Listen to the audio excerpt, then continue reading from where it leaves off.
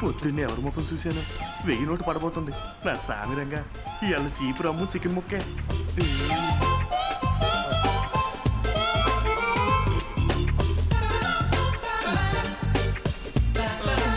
ఇది కరెక్ట్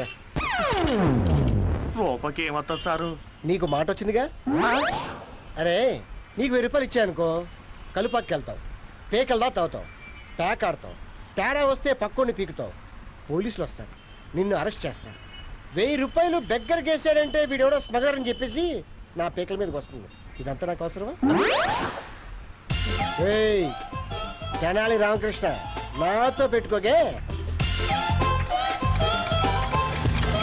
అడుక్కున్న వాడికి ఆశ పెట్టిపోతున్నావు నీకు ఆడపిల్లలు కాదు కోతి పిల్లలు కొడతారు నో ప్రాబ్లం నేను అసలు పెళ్ళే చేసుకోను